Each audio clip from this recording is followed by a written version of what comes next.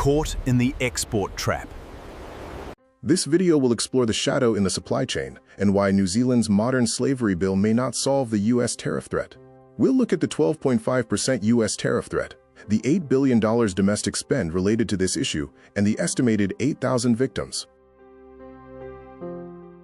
The United States Trade Representative initiated a Section 301 investigation into 60 economies due to the failure to effectively prohibit the importation of goods produced with forced labor.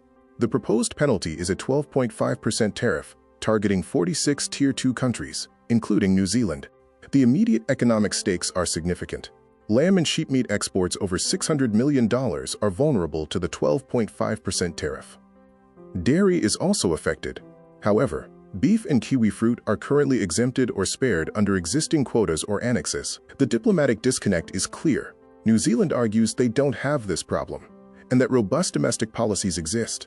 The U.S. position, however, focuses on the lack of an enforceable border ban on forced labor imports, not just domestic sentiment.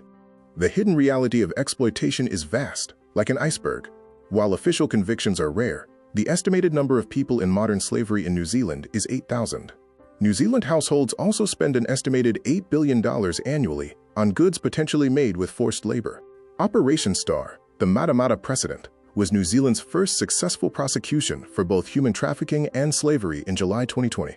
The offender received an 11-year sentence for 13 counts of slavery and 10 counts of human trafficking. The exploitation scheme involved a four-step process: deception, confiscation of passports, unpaid labor, and total control. This 25-year scheme targeted Samoan nationals under false promises of paid horticultural work. Systemic vulnerability in temporary labor is driven by three pillars. Tied visa schemes create severe power imbalances. Fear of deportation prevents exploited workers from seeking help. Finally, sector-wide risks in agriculture and construction contribute to documented cases of underpayment and passport retention. New Zealand's bipartisan legislative response, the Modern Slavery Bill, aims to tackle supply chain exploitation. It targets large organizations and includes penalties up to $600,000 for criminal offenses. Reporting takes effect in 2027. The framework of transparency relies on three steps: auditing operations for modern slavery risks, drafting public statements on findings and remediation, and publishing these statements to a public registry. The law focuses on public scrutiny to drive corporate behavior change. The domestic critique highlights a flaw. The bill requires reporting on due diligence efforts, but not the actual undertaking of due diligence.